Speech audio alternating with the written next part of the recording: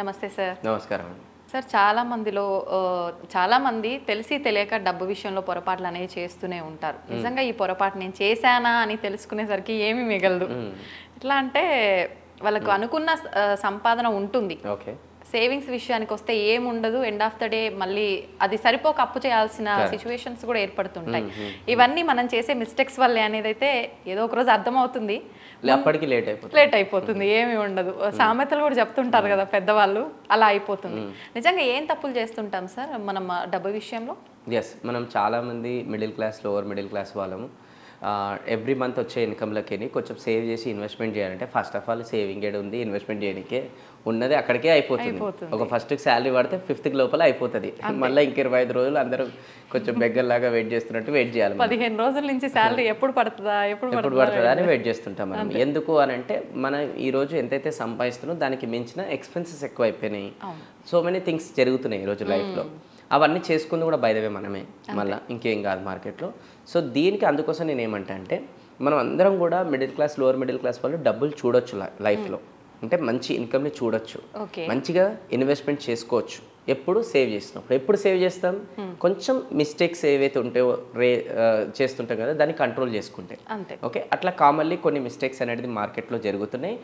ఆ మిస్టేక్స్ని కనుక మిస్టేక్ అని యాక్సెప్ట్ చేసి కొంచెం రియలైజ్ అయిపోయి నెక్స్ట్ మిస్టేక్ చేయకుండా ఉంటే వీళ్ళు బంగారు భవిష్యత్తు చూస్తారు ఫైనాన్షియల్గా. ఓకే. ఇప్పుడు అవి ఏంది 1 by 1 మాట్లాడుతాను. ఒక్కొక్కటి మాట్లాడుతుంటే మళ్ళీ కొంతమంది బాధపడతారు, ముందే చెప్తున్నా, సారీ. ఓకే. రెండోది వచ్చేసి ఏంటంటే కొంతమంది యాక్సెప్ట్ చేయరు. యాక్సెప్ట్ చేయకపోతే మీకే పెద్ద లాస్, అది నేనేం చేయలేను. అండ్ ఇంకోటి చాలా ఇంపార్టెంట్, ఇవి ఏవైతే నేను మిస్టేక్స్ ఇప్పుడు మీకు చెప్తున్నానో ఆ మిస్టేక్స్ నేను అనుభవించి నేను చెప్తున్నాను. అంటే ఆ మిస్టేక్స్ నేను చేసి రియలైజ్ అయ్యి ఈరోజు మీరు అలాంటివి చేయకండి అని చెప్తున్నాను నేను. అంటే నేనేమి కరెక్ట్ కాదు, నేను అనుభవించారు కాబట్టి ఇలా ఉంటుంది. ఎగ్జాక్ట్లీ. పోనీలేండి సార్, ఏమనుకున్నా పర్లేదు, వాళ్ళకి ఒక రోజు అర్థం అవుతుంది మనం చెప్పింది కరెక్ట్ అని. ఒక 100% మనం ఇట్లా నాలెడ్జ్ ఇస్తుంటే ఎవరైతే అవతల సైడ్ నుంచి 100% డిఫరెంట్ జనాలు తీసుకుంటున్నారు కదా, అందరూ ఒకటేలాగా తీసుకోవాలని లేదు కదా. సో మీలాంటి వాళ్ళు పాజిటివ్గా తీసుకుంటారు, కొంతమంది నెగిటివ్ తీసుకున్న వాళ్ళకి కూడా చెప్తే వాళ్ళు కూడా అర్థం చేసుకుని వీడియో ఎండ్ వరకు చూస్తారని చెప్తున్నాను అనమాట. సరే, ఫస్ట్ మిస్టేక్ వచ్చేసి ఏంటి అని అంటే మ్యారేజెస్ పైన హ్యూజ్ డబ్బులు ఖర్చు పెట్టాడు. ఓకే. ఎగ్జాంపుల్, ఒక మిడిల్ క్లాస్ వాళ్ళు what ever it may be ఎంత ఏజ్కి మ్యారేజ్ చేసుకుంటారండి? అప్రాక్స్ చాలా చిన్న ఏజ్లోనే చేసుకుంటారు కదా, అంటే అప్రాక్స్ ఒక 25 to 30 మధ్యలో చేసుకుంటారు కదా. ఇప్పుడు అనుకుందాం, ఈ మధ్యకాలంలో యావరేజ్ తీస్తే 27-30 అవుతుంది మ్యారేజ్. ఓకే. సో ఒక 27కి మ్యారేజ్ చేసుకుంటున్నారు అనుకోండి, వాళ్ళు అర్నింగ్ వచ్చేసి అనుకుందాం ఒక 21 నుంచి 22 నుంచి స్టార్ట్ చేస్తారు. అక్కడ నుంచి కొద్దిగా గొప్పగా ఒక 2-3 years డబ్బులు సేవ్ చేసుకుంటారు. ఎంత చేసుకుంటారు అంటే బేస్డ్ ఆన్ శాలరీ బట్టి ఒక 5 lakhs 10 lakhs సేవ్ చేసుకుంటారు. సడన్గా మ్యారేజ్ అనేది వచ్చేస్తుంది వాళ్ళ లైఫ్లో. రాగానే అబ్బాయి జీవితంలో వేరు ఉంటుంది, అమ్మాయి జీవితంలో వేరు ఉంటుంది. సో ఇప్పుడు అబ్బాయి జీవితం తీసుకుందాం. మ్యారేజ్ అనేసరికి ఇక చుట్టాలు, ఇంట్లో వాళ్ళు, ప్లానింగ్, కూర్చొని పెద్దగానే ఉంటుంది. ఇక మినిమం ఇప్పుడు మ్యారేజ్ బయట ఎక్కడైనా చేసుకుంటే ఒక మిడిల్ క్లాస్ వాళ్ళని నేను చెప్తున్నాను నేను, వరస్ట్ కేసులో కూడా 10 to 20 lakhs మధ్యలో అవుతుంది. అంతే. ఇంకా కొంచెం షో ఆఫ్ చేస్తే ఇంకా ఎక్కువనే అవుతుంది. 10 to 20 lakhs వరెస్ట్ అనమాట ఈరోజు. సో ఈ 10 to 20 lakhs బడ్జెట్ అనేది జనరల్గా మ్యారేజ్కి కాదు. ఈ మ్యారేజ్కి బిలో 5 lakhs, బిలో 2 lakhsలోనే అయిపోతుంది. ఎందుకు ఈ 10 to 20 lakhs అని అంటే మళ్ళీ ఒకటే రీజన్, చూపించుకోనికే పెద్ద చేసుకుంటున్నారు. ఓకే. ఆర్భాటాలు. ఒకప్పుడు మ్యారేజ్ అంటే పెళ్ళి, రిసెప్షన్ గింతే ఉంటుండే. ఇప్పుడు అట్లా కాదు. మ్యారేజ్ అంటే సంగీతు, మెహందీ ఫంక్షన్, శారీ ఫంక్షన్, ఇంకేముంటాయండి, ఇంకా చాలానే ఉంటాయి. ఫంక్షన్, హల్దీ. ఓకే. సో ఇట్లా ప్రతిరోజు ఒక ఫంక్షన్ అనేది ఒక రోజు పెళ్లి కాస్త వారం రోజుల పెళ్లి అని వరుడు సినిమాలు అవి చేసేస్తారు. ఇంకా గట్టిగా మాట్లాడితే అంబానీ ఫ్యామిలీని ఇన్స్పిరేషన్గా తీసుకుంటున్నాను. అరే వాళ్ళకి ఓకే అండి, ఇప్పుడు వాళ్ళు చేసుకుంటారు కదా, మేము చేసుకుంటే ఏం ప్రాబ్లం ఇప్పుడు అంటే వాళ్ళే ఎంజాయ్ చేయాలా, మేము ఎంజాయ్ చేయొద్దా? డిఫరెన్స్ ఉంది. వాళ్ళు ఎంజాయ్ చేయడానికి ఒక పర్పస్ ఉంది, మనం ఎంజాయ్ చేయడానికి ఒక పర్పస్ ఉంది. వాళ్ళు ఏంటంటే కోట్ల రూపాయలు సంపాదిస్తున్నారు కాబట్టి వాళ్ళకేని మ్యారేజ్కి కొన్ని కోట్ల రూపాయలు ఖర్చు పెడుతున్నారు. ఆ ఖర్చు పెట్టడం ద్వారా ఏమవుతుందంటే ఎంతో మంది మిడిల్ క్లాస్ వాళ్ళకు కూడా ఇన్కమ్ డిస్ట్రిబ్యూట్ అయ్యి వాళ్ళకు కూడా ప్రాఫిట్స్ అనేది పొందుతున్నారు, ఉపాధి అనేది పొందుతున్నారు. అది ఒక అర్థం అనేది ఉంది వాళ్ళకి. ఎందుకంటే అలా డబ్బుల నుంచి కొంచెం తీసి ఖర్చు పెడుతున్నారు వాళ్ళు. ఓకే. మనం అట్లా కాదు, మనం అప్పు చేసుకుని ఖర్చు పెడుతున్నాం. మనం ఉపాధి ఇస్తలేదు, మనదే మైనస్లో పోతుంది మొత్తం అంతా కూడా. ఇప్పుడు ఇంకా కొంచెం డెప్త్లోకి వెళ్దాం. 20 lakhs రూపీస్ ఏదైతే ఉంది కదా, ఆ 20 lakhs రూపీస్ పోనీ వీళ్ళ దగ్గర ఉన్నదాంతో ఊడ్చిపెట్టి ఖర్చు పెడుతున్నా కాదు. అలా అబ్బాయికి అయితే ఒక 5 lakhs సేవ్ చేసుకుంటాడు, చిట్టి వేసుకొని ఇంకేదో సేవ్ చేసుకుంటాడు. ఇంకా 15 lakhs ఉంటాయి కదా, అమ్మాయి వాళ్ళు ఉంటారు కదా, కావాలని వీళ్ళు ఏం చేస్తారంటే 10 లక్షలు కట్నం కావాలని అమ్మాయి వాళ్ళకి అడుగుతారు. పాపం ఆ వాళ్ళే అమ్మాయిని ఇవ్వడమే గ్రేట్. అది ఒక ఇంటికి ఒక అమ్మాయి వచ్చి మొత్తం సేవలు చేస్తుంది, ఫ్యామిలీని కుటుంబాన్ని ఉంటుంది. ఉల్టా గట్టిగా చెప్పాలంటే మన ఇండియాలో డబ్బులు ఇచ్చి కొనుక్కోవాలి ఇంకా. సూపర్ సార్ మీరు నిజంగా. కానీ ఇప్పుడు ఏంటంటే ఇది రివర్స్. అవునవును. ఇది ఏంటంటే 10 లక్షలు కావాలి, ఇంకా కార్ పెట్టాలి, అది పెట్టాలి, కొనుక్కోరా పైసలు. మేము ఇంత పెట్టి చదివిపించినాము, మస్తు పెట్టుబడి పెట్టాము మా కొడుక్కి, మేము ఇట్లా మాట్లాడుతున్నారు. అంటే అమ్మాయి కూడా పాపం తల్లిదండ్రులు పెట్టి చదువు మంచి చేపించి రేపటి రోజున అమ్మాయి చదువుకున్న అమ్మాయి వస్తే మంచి ఫ్యామిలీని ఇంకా బాగా చూసుకుంటుంది కదా. అంటే ఆల్రెడీ అక్కడ కూడా ఇన్వెస్ట్మెంట్ జరిగింది, అది ఆలోచించారు. 10 లక్షలు కావాలి, 20 లక్షలు కావాలి కట్నమని కూర్చున్నారు. సరే పోనీ వాళ్ళు 10 లక్షలు ఇచ్చారు. ఇచ్చిన తర్వాత ఎందుకు ఇస్తారు? ఏ ఇంట్లో వాళ్ళన్నా అమ్మాయి సైడ్ కట్నం ఎందుకు ఇస్తారండి? ఆ అమ్మాయి ఆ అవతలింటికి వెళ్తుంది, సుఖంగా ఉండాలి, ఆ డబ్బులతోనే రేపటి రోజున ఆమెకి ఏదైనా ఇబ్బంది రాకూడదు అని చెప్పేసి హ్యాపీగా చూసుకోమని అది ఇస్తారు. వాళ్ళ గ్రాటిట్యూడ్ ఇస్తారు. అది అంతే. ఇలా 10 లక్షలు తీసుకుంటారు కదా, ఈ అబ్బాయి దగ్గర 5 లక్షలు ఉన్నాయి కదా, మ్యారేజ్కి 20 లక్షలు కదా. సో 10 + 5 15 లక్షలు పెళ్లికే ఖర్చు పెట్టేస్తాడు మనవాడు, రిసెప్షన్కి దీనికి. ఇంకా 5 లక్షలు ఏం చేస్తాడు? అప్పు చేస్తాడు. 20 లక్షలతో ఫుల్ ఒక్కరోజు హడావిడికి చూపించుకోనికే ఖర్చు పెట్టి పడేస్తారు. తర్వాత నెక్స్ట్ డే ఏంటి? నెక్స్ట్ డే అమ్మాయి రేపటి రోజున ఏడికన్నా తీసుకెళ్ళమంటే తీసుకోవడం మనోడు. ఎందుకు? అప్పు 5 లక్షలది ఉంది, కట్టుకోవాలి. ఓకే, ఇంకెక్కడికన్నా వీళ్ళు హనీమూన్కి పోవాలి, ఇంకెక్కడికైనా పోవాలన్నా లేదు. పాపం అమ్మాయి చిన్నప్పటి నుంచి ఏ అమ్మాయి అనే డ్రీమ్ ఉంటుంది కదండి, ఒక హనీమూన్కి పోవాలి, హస్బెండ్ ఏమో మంచి లైఫ్ ఎంజాయ్ చేయాలి, అది లేదు. ఎందుకు? ఆ ఒక్కరోజుకి చూపించుకోనికి. సరే పోనీ ఒక్కరోజు చూపించుకోనికి ఏదైనా ఖర్చు పెట్టి ఏమైనా దొరికిందని అంటే ఏం దొరకదండి. ఆ ఒక్కరోజుకి రిలేటివ్స్కి అందరి గురించి ఇంత పెద్ద పెళ్లి చేసినా, ఇన్ని ఐటమ్స్ పెట్టినా, ఇది చేసినా, మా వాళ్ళు మాట్లాడుకోవాలి నాకు గురించి అని అనుకుంటారు కదా. ఇప్పుడు ఆ రోజు మాట్లాడుకుంటారు వాళ్ళు, అంతే. నెక్స్ట్ డే మాట్లాడుకోరు. ఎందుకు? నెక్స్ట్ డే ఇంకో పెళ్ళికి పోతారు, వాళ్ళ గురించి మాట్లాడుకుంటారు. వీళ్ళేమో వాళ్ళు మాట్లాడుకుంటారు, అది చేస్తారు. అంటే వాళ్ళకి ఇంకో టాపిక్ ఉంటుంది అక్కడ. అంటే ఏమైపోయింది ఇప్పుడు? ఆ డబ్బంతా మనమే లాస్, చూపించుకోనికే ఎక్కువ ఖర్చు పెట్టేసి లాస్ అయిపోయింది. So end of the day ఇప్పుడు ఆ 20 లక్షలు మొత్తం కూడా లయబిలిటీ అయిపోయింది. ఏమైనా అసెట్ అయింది? అది ఒక్కవేళ దీనికి రివర్స్ చేస్తే అదే 20 లక్షల రూపాయలు అనుకోండి, 5 లక్షలు అప్పు తెచ్చింది పక్కన పెడదాం. ఈయన దగ్గర 5 లక్షలు, ఇంకోటి 15 లక్షలు అమ్మాయి డబ్బులు వచ్చాయి, 10 లక్షలు. ఈ 15 లక్షలు తీసుకెళ్ళి ఎక్కడైనా ల్యాండ్ పైన ఇన్వెస్ట్మెంట్ చేస్తే డౌన్ ద లైన్ ఒక 5 years తర్వాత, 10 years తర్వాత 15 కాస్త 30 అవుతుంది, బేస్డ్ ఆన్ ప్లేస్. పోనీయండి, ఇంతకుముందు మనం ఎస్ఐపి క్యాలిక్యులేటర్ చూసుకున్నాం కదా, మనం 2000, 5000 చొప్పునే అంత మాట్లాడుకుంటే ఒకటేసారి 15 లక్షలు తీసుకెళ్ళి ఒక మ్యూచువల్ ఫండ్లోనే పెడితే, ఒక స్టాక్ మార్కెట్లోనే పెడితే డౌన్ ద లైన్ ఒక 5-10 years తర్వాత 60 lakhs 70 lakhs కూడా based on return on investment అవన్నీ క్యాలిక్యులేషన్. అంటే అప్రిసియేషన్ అయితే అవుతుంది కదా. అంటే ఒక డౌన్ ద లైన్ 5 years తర్వాత వీళ్ళకి పిల్లలు పుడతారు కదా మళ్ళీ.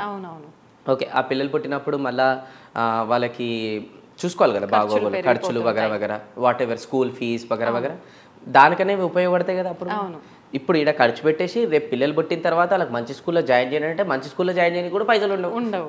ఎందుకనంటే ఆల్రెడీ ఇక్కడ మొత్తం అయిపోయి సేవింగ్స్. మళ్ళీ ఒక పర్సన్ సేవ్ చేయడానికి 5 to 10 years పడుతుంది మళ్ళీ. ఎందుకు? అప్పుడు క్లియర్ కావాలి, మళ్ళీ సేవింగ్ స్టార్ట్ కావాలి. సో ఇక్కడ వైఫ్ సుఖపడలే, రేపు వచ్చే పిల్లలు సుఖపడలే, ఇంట్లో అమ్మ నాన్న రిలేటెడ్ ఫ్యామిలీ సుఖపడలే, వీళ్ళందరినీ సుఖపెడతలేము మనం. ఎప్పటి వరకు 5, 10, 20 years వరకు సుఖపెడతలేము. ఎప్పుడు? దేనికోసం? 1 day సాటిస్ఫాక్షన్ కోసం. ఒక్కరోజు చుట్టాలకి అడావిడి వీళ్ళందరూ చూపించుకోనికే 5-10 సంవత్సరాలు ఇంతమందిని డిసప్పాయింట్ చేయడం ఎంతవరకు కరెక్ట్? చాలా రాంగ్. అట్లా అంటే ఇప్పుడు మళ్ళీ కొంతమంది మనకి పెళ్లి చేసుకోవద్దు, అది చేయొద్దు, ఇది చేయొద్దు, చేసుకోవద్దు, లైఫ్లో ఒకటేసారి వగర చేసుకోండి, ఎవరు చేసుకోవద్దని చెప్తారు, చేసుకోని. కానీ అంతేగాని అమ్మాయి డబ్బులతో చేసుకోవడం అది కరెక్ట్ కాదు. అట్లానే మీరు అప్పు చేసుకొని చేయడం కూడా పద్ధతి కాదు. చేసుకోవాలనుకుంటే నువ్వు 100% నీ దగ్గర ఇన్కమ్ ఏదైతే ఉంటుందో అందులోకి సేవింగ్లకి 50% లేదంటే 20% లేదంటే 10% తీసి పెళ్లి చేసుకో. మంచిగా ఎంత పెద్ద వేసుకుంటూ వేసుకో, అంత దాన్ని సంపాదించుకోముందే. అది లేదు కదా. మరి అట్లా లేనప్పుడు ఎందుకు అంత అడావిడి చేసుకొని ఫ్యూచర్ ఎందుకు స్పాయిల్ చేసుకోవాలి? ఇది డే బై డే అనేది పెరుగుతుంది, ఇంకా ట్రెండ్ తగ్గుతలే. ఓ మళ్ళీ బ్యాచులర్ పార్టీ ఉంటుంది, ఫోటోషూట్, ప్రీ వెడ్డింగ్ ఉంటుంది. మళ్ళీ ఆ బ్యాచులర్ పార్టీలు కూడా ఫామ్ హౌస్ బుక్ చేసుకుంటారు ఈ మధ్యకాలంలో. అంటే ఆ ఫామ్ హౌస్ బుక్ చేసుకుని కూడా ఆ పర్సన్కి డబ్బులు ఉండవు. మళ్ళీ దానికి ఇంకో ఫ్రెండ్ కానీ ఫోన్ చేసేసి అదే అది 1 లక్ష రూపాయలు బ్యాచులర్ పార్టీ ఇవ్వాలి, ఇదంతా మళ్ళీ అది. అంటే ఇదంతా ఎక్కడికి దారి తీస్తుంది? నెక్స్ట్ ప్రతి ఫ్యూచర్ ఏదైతే ఉందో అది నాశనం చేసుకోవడానికి దారి తీస్తుంది అంతా. ఎందుకు? ఫైనాన్షియల్ మేనేజ్మెంట్ లేక. ఎందుకు? ఒక lack of discipline towards financial management లేక. ఎందుకు? ఒక ఎమోషన్ టువర్డ్స్ మనీ పట్ల లేక. చూసుకుందాం తర్వాత అని చెప్పి తర్వాత ఘోరంగా చూసుకుంటారు నరకం. ఓకే, తర్వాత చాలా మంది అంటారు మనం చెప్తుంటే లైటర్ మనం మస్తు చూసుకుందాం అప్పుడే వెళ్ళినప్పుడు అప్పుడు చూసుకోనికి ఏముండదు, ఏడుపుడే మొత్తం ప్రతిరోజు డిప్రెషనే ఆ రోజు. సో అందుకోసం ఇప్పుడైనా కొంచెం రియలైజ్ అయ్యి ఇట్లా హడావిడికి పోక కొంచెం కంట్రోల్ చేసుకోవాలి. ఇప్పుడు ఇది కంట్రోల్ చేసుకోవాలంటే మన చేతిలో లేదు. మన పేరెంట్స్ ఊకోరు, చుట్టాలు ఊకోరు, ఇంకా అమ్మాయి వాళ్ళ సైడ్ అన్న ఎవరైనా ఉంటే అట్లా చేస్తారు, అట్లా ఊరుకోరు, వీళ్ళందరూ ఊరుకోరు. వీళ్ళందరూ ఎవరైతే ఊరుకోరు కదా వాళ్ళు ఒక్కరోజుకే అంతే, వాళ్ళు ఒక్కరోజు కొంచెం వాళ్ళకి ఏదో సర్ది చెప్పి సాటిస్ఫై చేసేసి ఏదో ఒకటి స్ట్రాంగ్ ఉంటే లైఫ్ లాంగ్ వీళ్ళు సంతోషంగా ఉంటారు. ఇప్పుడు వాళ్ళు ఏమనుకుంటారు, వీళ్ళు ఏమనుకుంటారు, మా అమ్మని ఏమనుకుంటారు, వాళ్ళ అమ్మని మా చుట్టాలు ఏమనుకుంటారు అని బాధపడి ఒక్కరోజు కడావిడి వెళ్తే లైఫ్ లాంగ్ ఏదైతే మన నరకం అనిపిస్తాం వాళ్ళు వచ్చి ఏమైనా హెల్ప్ చేస్తారా? వాళ్ళ లైఫ్ లో వాళ్ళు బిజీ, ఇంకో 2 మాటలు వాళ్ళే తగిలిస్తారు. మళ్ళీ తగిలిస్తే ఎవడు చేసుకోమన్నాడు, అప్పుడేమో చేసుకుంటే ఎందుకు చేసుకోండి, తర్వాత వేసుకుంటే ఎవడు చేసుకున్నాడు, ఎవరు ఖర్చు పెట్టుకోవడం అంతే అన్ని డైలాగులు మాట్లాడతారు. అందుకోసమే మనం నష్టపోయినా మనం బాగుపడినా జనాలకు సంబంధం లేదు, రిలేటివ్స్ ఫ్రెండ్ సర్కిల్ ఎవరికి సంబంధం లేదు. సో వాట్ ఎవర్ మనమే సెల్ఫ్ రియలైజేషన్ అయిపోయి మనమే కొంచెం ఇప్పుడు నేను చెప్పింది ఆలోచించి ఉన్న బడ్జెట్లో చేసుకోండి. లేదు అని అంటే కొంతమంది మధ్యకాలంలో పెద్ద పెద్ద సెలబ్రిటీస్ కూడా ఏం చేస్తున్నారంటే అవే డబ్బులు తీసుకెళ్ళి కొంచెం పేద పిల్లలు ఎవరైతే ఉంటారో వాళ్ళ ఎడ్యుకేషన్ ఖర్చు పెడుతున్నారు, చాలా మంచిది. అవే డబ్బులు ఏదైతే ఉన్నాయో ఎవరైతే హాస్పిటల్లో రోగాలతో ఉన్నారో వాళ్ళకి ఖర్చు పెడుతున్నారు, అది ఇంకా గ్రేట్ థింగ్. ఇట్లాంటివి ఏమైనా చేయండి, కొత్తగా లేదంటే కొత్త ట్రెండ్ ఫాలో కండి. ఓకే, బట్ అంతేగాని ఇది మాత్రం అస్సలు చేయకూడదు, షో ఆఫ్కి పోవద్దు. ఈ ఫంక్షన్లో నెక్స్ట్ ఫంక్షన్ వస్తుంది మళ్ళీ ఏంది, ఇక్కడ వరకే అప్పులు చేసుకొని ఉన్నారు, ఆల్రెడీ అప్పులు కట్టడానికి నరకం అనుభవిస్తారు, పెళ్లి చేసుకొని అంటే అప్పుడే వాళ్ళకి ఒక పాపనో బాబనో పుడతారు. వాళ్ళకి పుట్టినప్పుడన్నా కనీసం అక్కడన్నా కొంచెం సైలెంట్గా ఖర్చులు చేసుకోవచ్చు కదా. First birthday full grand celebration మామూలుగా ఉంటుంది, ఇక దానికి ఒక 5 లక్షలు అవుతుంది. అప్పుడప్పుడే అప్పుల నుంచి కోల్పోతున్నారంటే ఫస్ట్ బర్త్డే మళ్ళీ ఒక 5 లక్షలు అంతే. పెద్ద ఫంక్షన్ హాల్లో చేయాలి, పెద్ద బ్యాంక్వెట్ హాల్లో చేయాలి, పెద్దగా చేయాలి, ఒకడే కొడుకు వగరా వగరా. అది కూడా ఏంటి ఫస్ట్ బర్త్డే, వాళ్ళకి ఏం గుర్తుంటుంది, వాళ్ళకి ఏం గుర్తుంటుంది పుట్టిన వాళ్ళకి, వాళ్ళు ఫీల్ అవుతారు రేపు పెద్దగా, అది ఎందుకు ఫీల్ అవుతారు వాళ్ళు, వాళ్ళకి గుర్తుంటుంది. ఇంకా రేపు వాళ్ళకి మెచ్యూరిటీ లెవెల్ వచ్చి ఈ డబ్బు అనేది మా నాన్న ఇట్లా వేస్ట్ చేసినంటే తిడతారు. ఇంకా వాళ్ళు ఖర్చు పెట్టుకుని అప్పుడే నా పేరు మీద మ్యూచువల్ ఫండ్లో ఫస్ట్ బర్త్డే అప్పుడే వేసినట్టే రేపటి రోజున నేను 20 years వచ్చేసరికి ఎంత బాగుంటుంది ఒకసారి ఆలోచించండి. ఫస్ట్ బర్త్డే అప్పుడు 5 లక్షలు ఖర్చు పెట్టారు, ₹1,00,000 ఖర్చు పెట్టే బదులు ఆ డబ్బులు తీసుకొచ్చి ఆ అబ్బాయి పేరు మీదనో అమ్మాయి పేరు మీదనో మ్యూచువల్ ఫండ్లు వేస్తే తర్వాత ఎవరి మంది చేయకుండా పర్లేదు, వీళ్ళు ₹1,00,000 ఒకటేసారి చేసారు కదా. 20 సంవత్సరాలకు వచ్చేసరికి మనం ఇప్పుడు mutual fund SIP calculator open చేసినాం అనుకోండి, వరస్ట్ కేసులో 50 lakhs ఎంతనో అవుతుంది. అంటే అనుకుందాం వాళ్ళు ఒక 15 to 20 years వచ్చేసరికి 15 lakhs అయింది అనుకోండి. అప్పుడు ఆ టైంలో వాళ్ళు MBBS చేయాలనుకుంటున్నారు, లేదంటే మంచి ఇంజనీరింగ్ చేయాలనుకుంటున్నారు, మంచి కాలేజ్లో సీట్ కావాలనుకుంటున్నారు. ఏం నుంచి చేస్తారు? తేరు కదా. ఈ డబ్బు అప్పుడు ఉపయోగపడుతుంది మంచి ఎడ్యుకేషన్ చేయడానికి, సూపర్గా ఉపయోగపడుతుంది. ఎంత సూపర్గా ఉపయోగపడుతుంది, ఎంత బాగా వాళ్ళకి ఫ్యూచర్ ఇచ్చినట్టయితే మనం ఆ ఒక్క కకృతి ఆ ఒక్క రోజు కాంప్రమైజ్ చేసుకుంటే.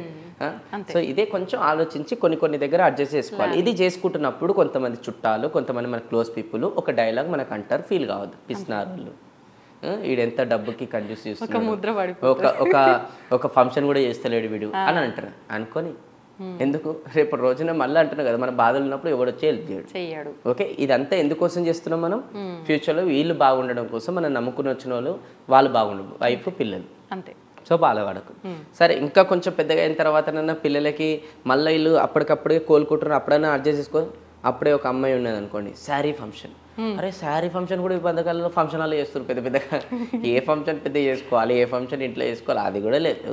మెచ్యూరిటీ మా పాప అది అని పెద్ద ఫంక్షన్ హాల్లో మళ్ళీ లక్షలు ఖర్చు పెడుతున్నాడు.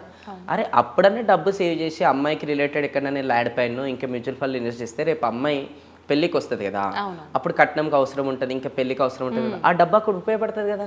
అది కూడా ఆవిడ అవి చేస్తారు, శారీ ఫంక్షన్ కూడా. అంటే ప్రతి దగ్గర ఎంతసేపు చూపించుకొనికే చేస్తున్నారండి. ఈ ఎందుకు చేస్తున్నారంటే చుట్టుపక్కల వాళ్ళు మా పెళ్లి కూతురు వాళ్ళు ఇల్లు చేసుకున్నారు, మనం చేసుకోకపోతే వాళ్ళు ఏం ఫీల్ అవుతారు అని చెప్పి వీళ్ళు చేస్తారు అనమాట. అండ్ వాళ్ళతో కాంపిటీషన్ కోసం చేస్తారు వీళ్ళు. నువ్వు అంతే చేసినావు, నేను చూడు ఎంత దీని మించి చేస్తా, నీ గురించి మాట్లాడుకో, నా గురించి ఇంకెక్కువ మాట్లాడుకుంటా, ఈ 2 లక్షలు అప్పుదే ఇంకా మంచిగా చేద్దామని అట్లా చూపించుకునే ప్రాసెస్లో పోతున్నాడు.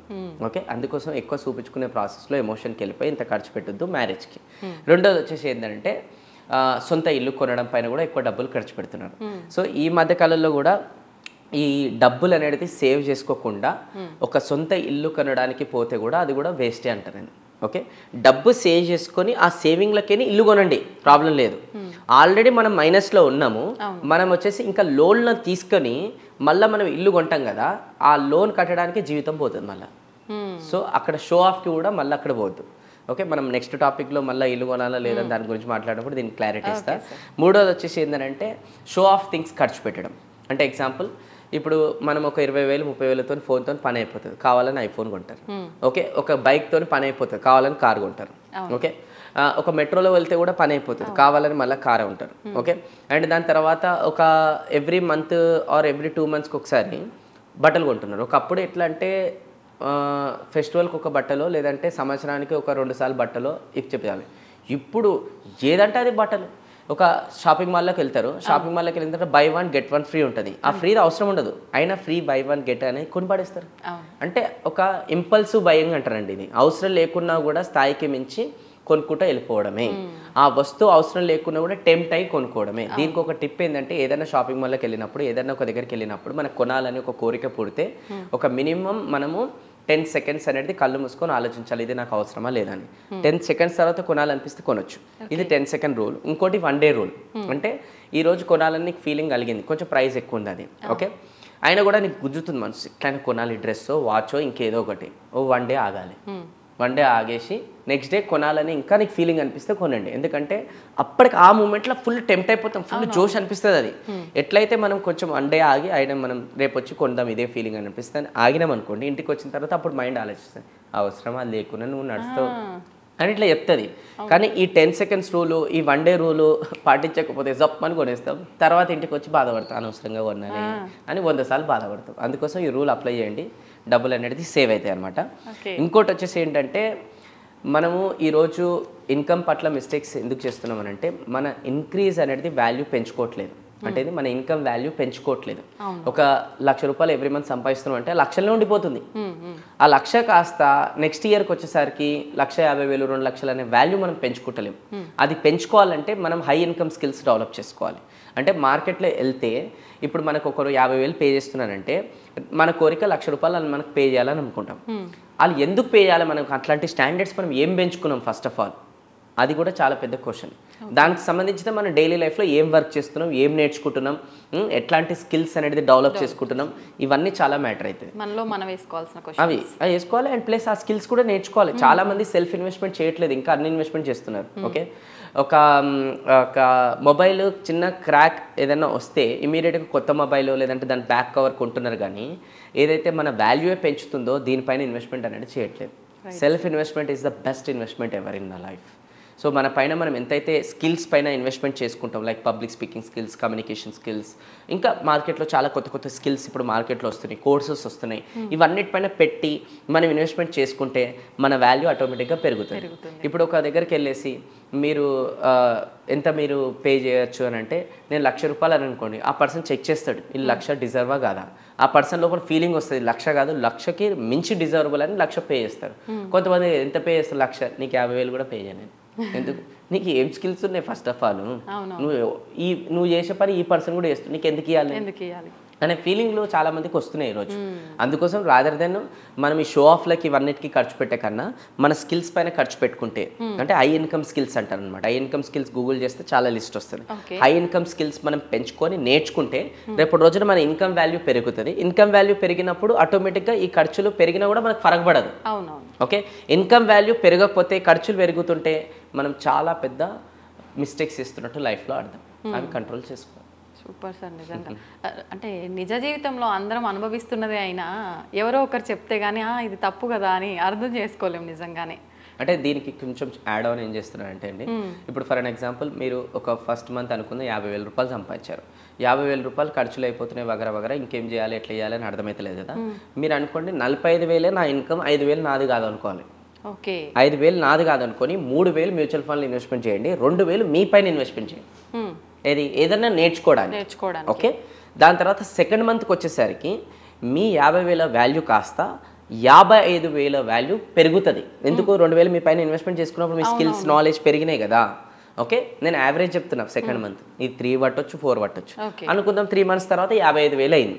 ఈ 55,000 అయిన తర్వాత మీరు 45,000 అనుకున్నాం, అప్పుడు కూడా అట్లనే అనుకోవాలి. ఇప్పుడు మీ దగ్గర ఎంత ఉన్నాయి, 10,000. ఓకే, ఈ 10,000లలో మళ్ళీ మీరు ఏం చేయాలంటే 7,000 మ్యూచువల్ ఫండ్లో ఇన్వెస్ట్మెంట్ చేయండి, ఇంకా 3,000 మళ్ళీ మీ పైన ఇన్వెస్ట్మెంట్ చేయండి. మళ్ళీ 3-4 నెలలు కట్ చేస్తే మీ ఇన్కమ్ 60,000 అవుతుంది. ఈ 60,000 అయినప్పుడు మళ్ళీ ఏం చేయొచ్చు, మీరు 45,000 అనుకోవాలి ఇన్కమ్. మళ్ళీ అప్పుడు 40, ఇప్పుడు మనకి 60,000 వచ్చేసినాయి, ఇంకా 5,000 ఒక డౌన్ పేమెంట్తో ఫోన్ కొని పడేస్తాం. ఇదే మిస్టేక్ చేయదు. మళ్ళీ 45,000 అనుకొని మళ్ళీ ఎంత ఉన్నాయి ఇప్పుడు మీ దగ్గర 15,000. ఈ 15,000 10,000 మ్యూచువల్ ఫండ్లో ఇన్వెస్ట్మెంట్ చేయండి, 5,000 మీ పైన ఇన్వెస్ట్మెంట్ చేసుకోండి. ఓకే, ఇప్పుడు మళ్ళీ కొంతమంది డౌట్, 5,000 నా పైన 2,000 నా పైన అంటే మార్కెట్లో స్కిల్స్ ఉన్నాయి మల్టిపుల్వి. Digital marketing skills, website designing skills, video editing skills, public speaking skills, communication skills, ఇట్లా డిఫరెంట్ స్కిల్స్ చాలా ఉన్నాయి. ఏదైనా ఒక స్కిల్ ఎంచుకొని దాంట్లో ఇన్వెస్ట్ చేసి నేర్చుకోండి. 2,000 నాకు ఏ స్కిల్ వస్తుంది అని అంటే సరే, first month second month save చేసి 4,000 చేసుకోరు. అర్థమవుతుంది. ఇది ఇట్లా కూడా మన వాల్యూ చాలా పెరుగుతుంది. ఇది కూడా మంచి పాయింట్. నిజం సార్, చాలా మంచి పాయింట్. నిజంగానే ఎప్పుడు ఏదో ఒకటి నేర్చుకోవటంలో తప్పు లేదు, అంటే మన వాల్యూ పెరుగుతుంది. Okay, thank you sir, thank you very much.